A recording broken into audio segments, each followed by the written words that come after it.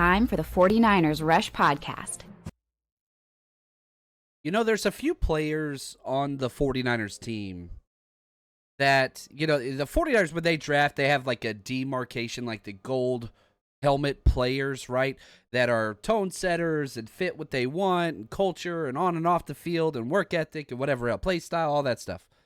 And that's awesome, but that's before they ever even, you know, wear the red and gold.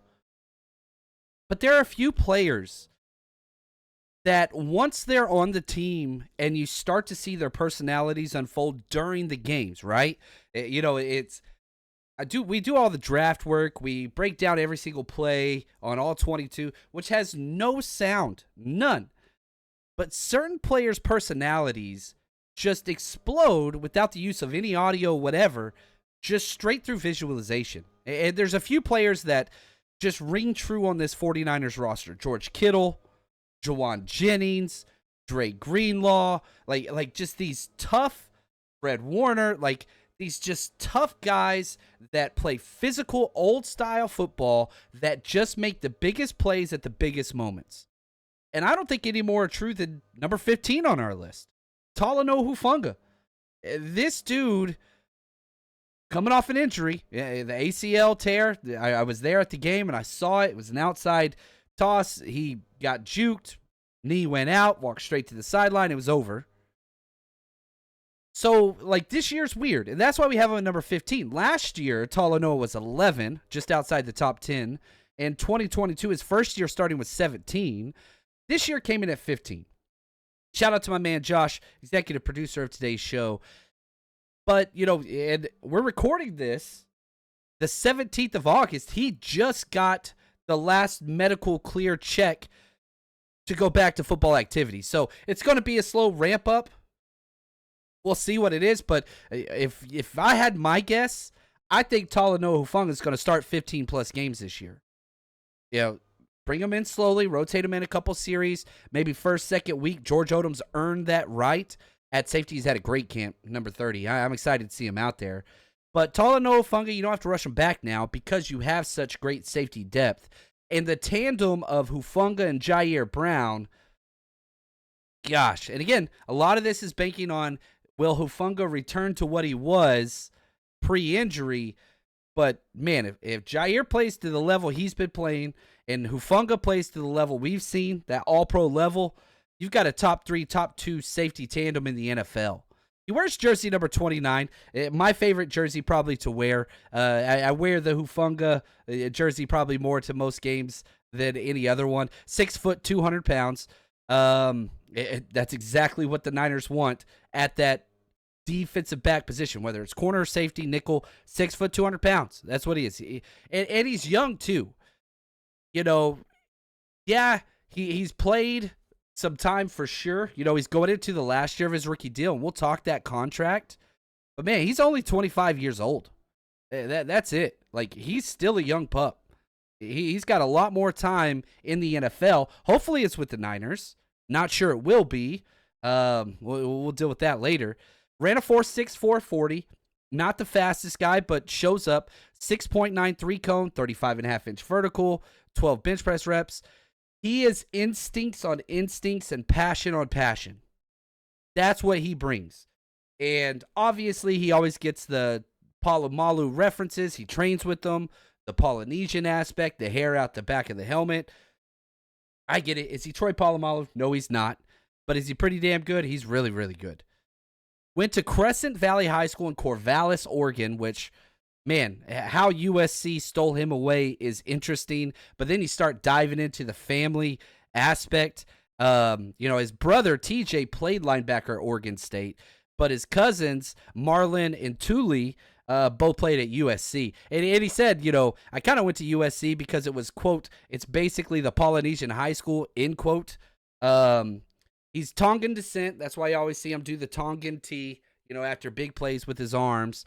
And good Lord, 4-year varsity starter at safety, played some quarterback and wide receiver in high school, all-state basketball. He ran a 22.7 in the 200-meter. So, like, his freak athleticism, he doesn't have top-tier speed, but, like, he can play. He can play now. He can run. It's there.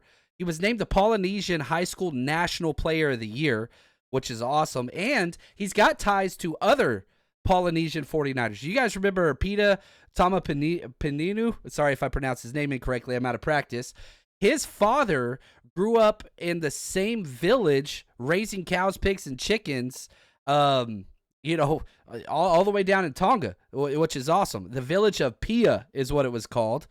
And so, like, it's awesome. There's so many awesome parallels to what Talanoa brings to this team. Two-time All-State high school pick, 2012 U.S. All-American Bowl, was the Pac-12 Defensive Player of the Year in 2020, but had a lot of shoulder injuries. That was an issue, and that pushed him down. Playmaking was always there. Again, Pac-12 Defensive Player of the Year, AP First Team All-American, Walter Camp All-American First Team, finalist for the Lott Impact Trophy. You can go on and on and on. And the 49ers did give him their gold helmet demarcation before the draft, but he had like 3 shoulder injuries, and that was a major concern, especially for somebody that hits so hard. Hasn't been an issue in the NFL. Really, really hasn't. Came out this year, was voted number 78 on the NFL Top 100 list. That's incredible. Trains with Troy Polamalu. And this year is going to be huge because the safety market in the NFL is about as bad as any position besides running back. It might even be worse than running back, to be honest with you.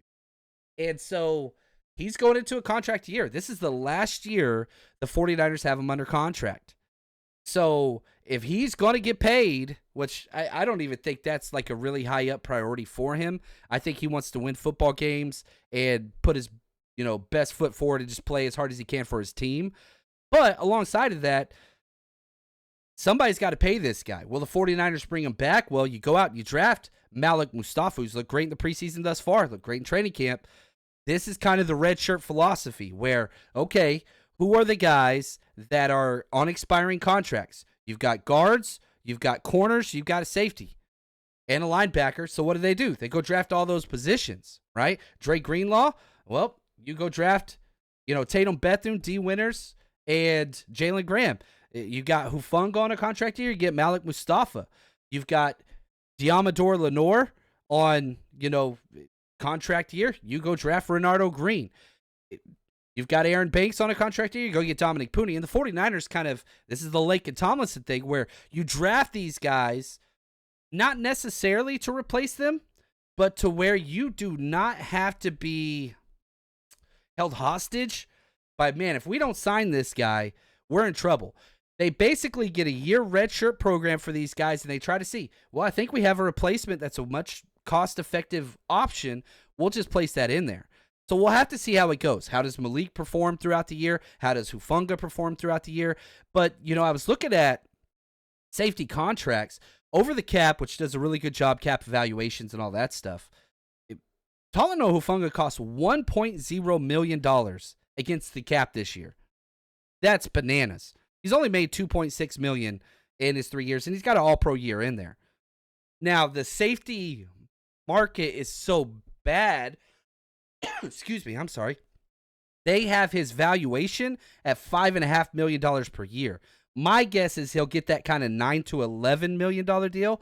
Now, if he goes out and has another all-pro year, that could change. But let's go now to the new 49ers DC, Nick Sorensen, talking about Talanoa Hufanga, kind of what separates him. Main thing with him is he's got experience and he's a heck of a player. I mean, he's really, really good at communicating. He's smart. He sees things, has a full understanding of our system.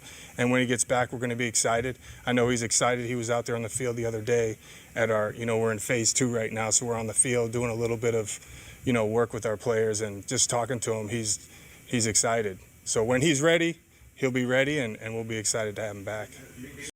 Now, and I remember this happens every year. Whenever the 49ers draft somebody, the meter of, people were saying, Malik's going to take Hufanga's job this year. And what? Like, no, guys, absolutely not. Like, Malik's not beating out George Odom. You see what I'm saying? Like, eventually he will. This year, no. Hufanga is head and shoulders above any other safety the 49ers have, including Jair Brown, who's awesome. Go through the numbers. PFF, I don't think really does him justice. 70.5 overall, that's good. 77.1 run defense, that's great for a safety. And a lot of the explosive runs that the 49ers defense started giving up, those outside crack toss plays, all that stuff, as soon as Hufanga went down and we replaced him at safety, that's when those plays started showing their ugly head. 76.3 pass rush, 66 coverage, 66 special teams.